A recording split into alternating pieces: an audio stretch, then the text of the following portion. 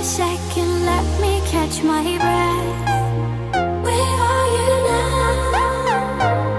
Remind me how it feels to hear your voice.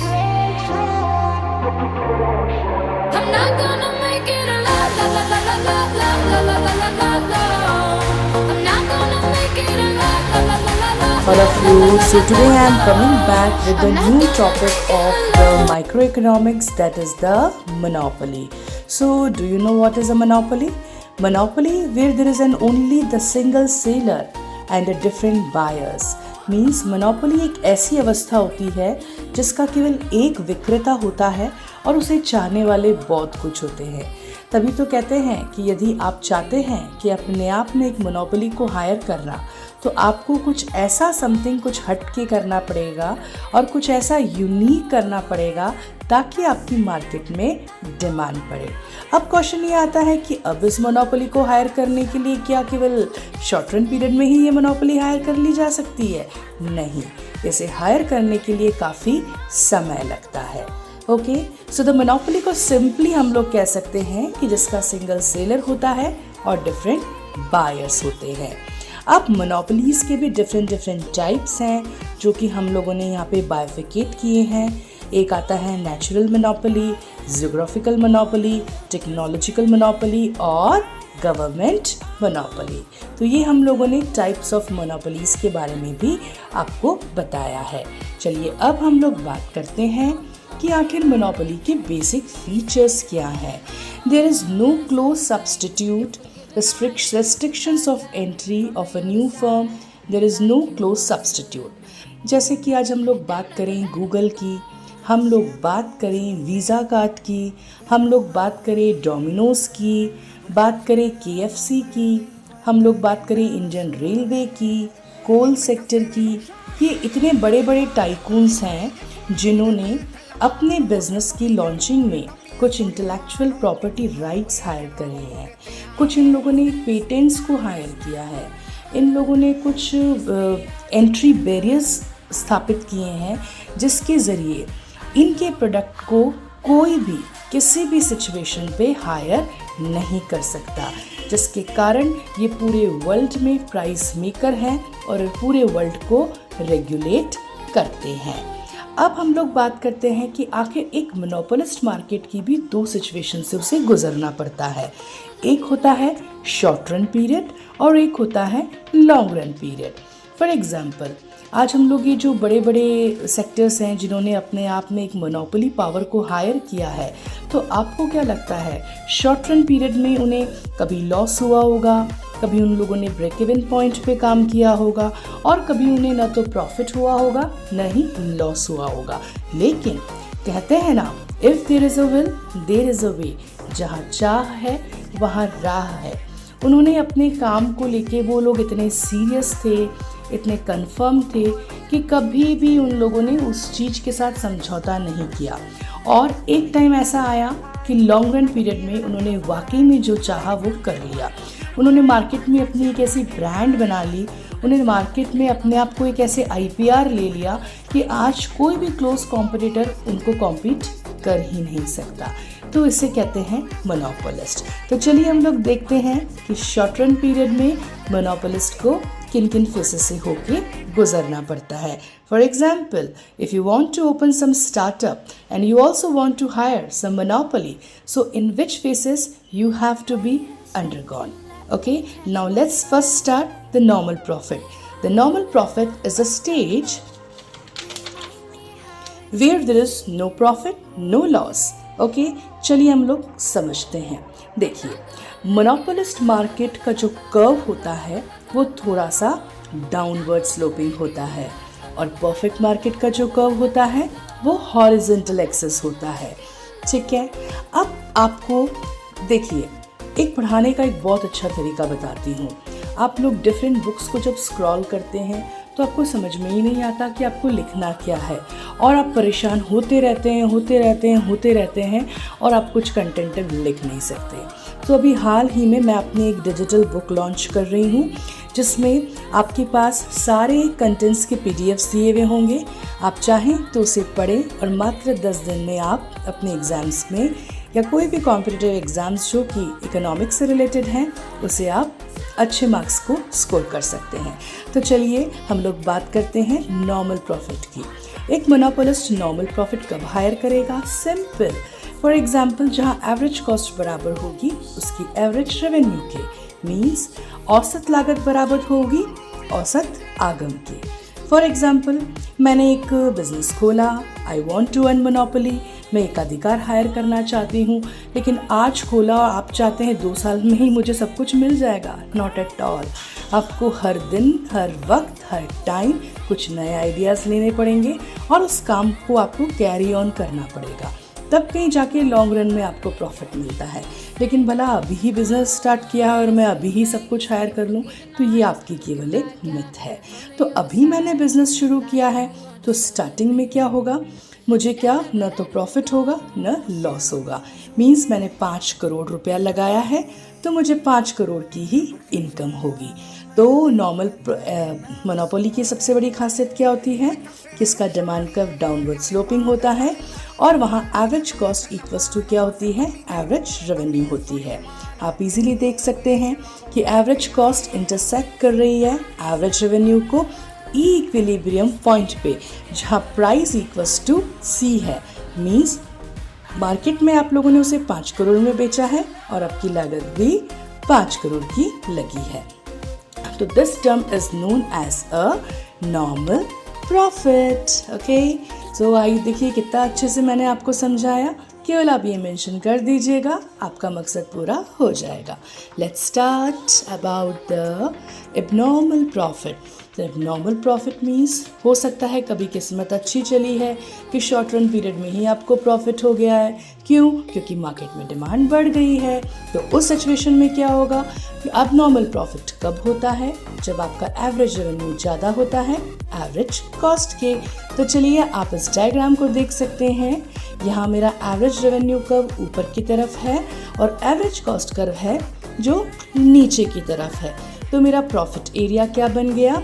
PE1CE। This is my profit area. Means मैंने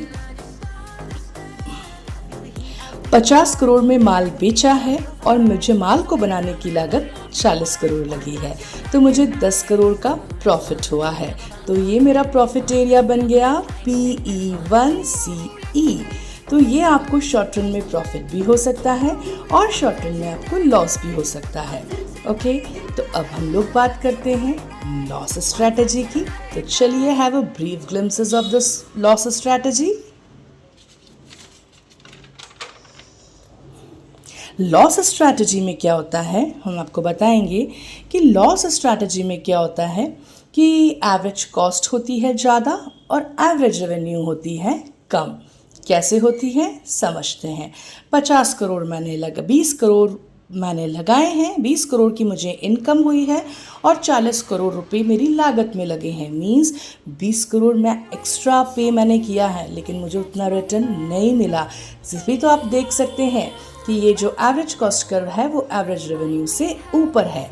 तो मेरा loss area क्या बन जाएगा? That is the CE1PE। Means I got the loss of the 20 crore rupees. Okay, so that term will be known as a loss strategy. तो अब loss हो गया तो इसका मतलब ये थोड़ी ना है कि मैं हार मान के बैठ जाऊँ कि भाई मुझे तो लॉस हो रहा है तो मैं कुछ करूँ ही नहीं। आपको उस वक्त तक हार नहीं माननी है जब तक कुछ यूनिक ना हो, जब तक कुछ एक्सेप्शनल ना हो। तो उसके लिए आपको अपनी मेहनत करती रहनी है, करते रहनी है।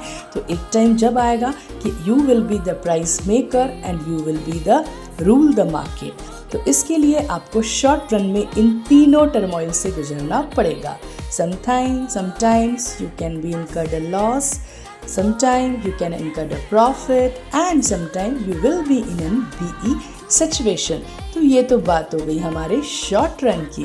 अब हम बात करते हैं लॉन्ग रन की। देखिए कुछ लोग तो ऐसे होते हैं कि एक बार में हार मान जाते हैं और दुकान धंधा वंदा सब बंद करके बैठ जाते हैं।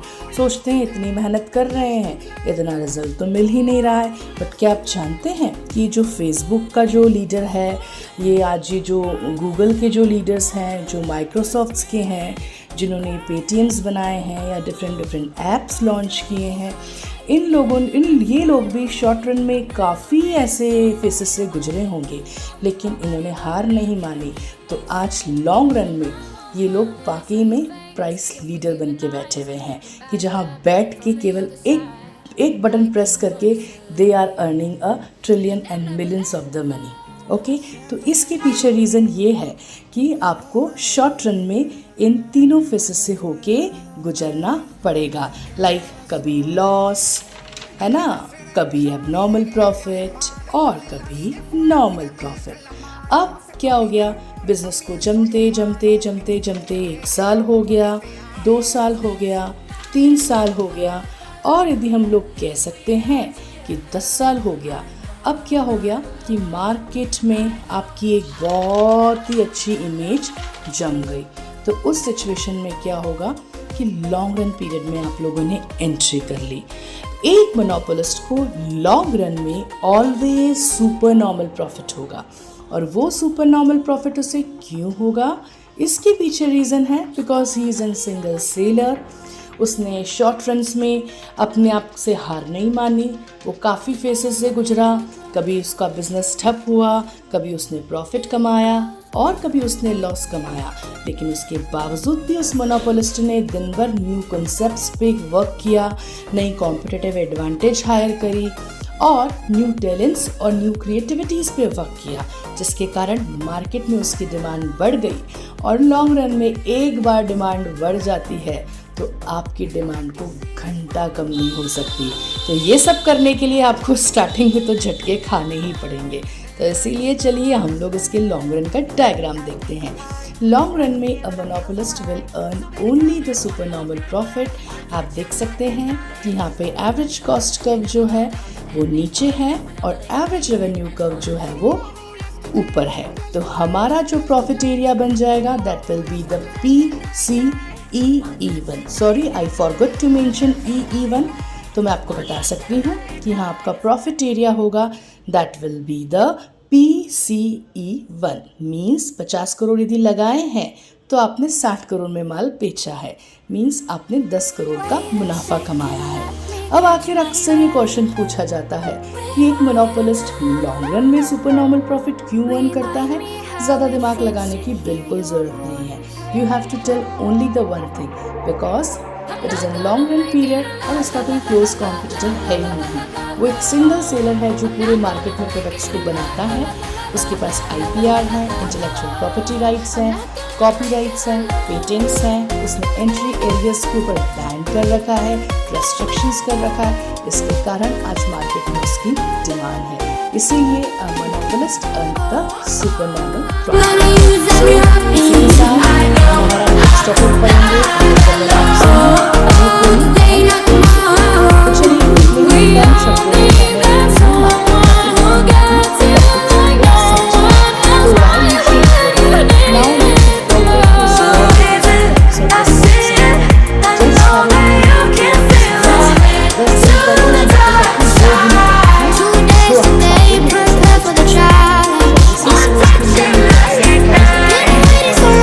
बेटर एक्सप्लेनेशंस ये नोट्स आप लोगों के लिए देती हूँ, क्योंकि मैंने काफ़ी स्टूडेंट्स को देखा है कि वो पढ़ना चाहते हैं लेकिन उनको इतना प्रॉपर कंटेंट मिल नहीं पाता, एक इतनी प्रॉपर गाइडेंस मिल नहीं पाती। पेरेंट्स कॉलेज में पैसा वेस्ट कर रहे हैं, पेरेंट्स ट्यूशनों में पैसा वेस्ट कर रहे हैं, लेकिन बच्चा कुछ कर ही नहीं रहा है। तो हो सकता है उस सब चीज़ों के ऊपर मैंने रिसर्च करी, तो मैंने सोचा कि चलिए कुछ ऐसा यूनिक किया जाए जहाँ बच्चे की सारी डिमांड्स पूरी हो, उसे ज़्यादा पढ़ना भी ना पड़े, ज़्यादा दिमाग भी ना लगाना पड़े, और इतने इंटरेस्टिंग एग्जाम्पल्स मैं आप लोगों को दूँ और इतना अच्छी तरीके से आपको समझाऊँ ताकि आपको सब समझ में आ जाए। लेकिन फिर भी यदि आपको कोई प्रॉब्लम है तो आप मुझसे ऑनलाइन कॉन्टैक्ट कर सकते हैं और ऑफलाइन कॉन्टैक्ट भी कर सकते हैं। Thank you for watching.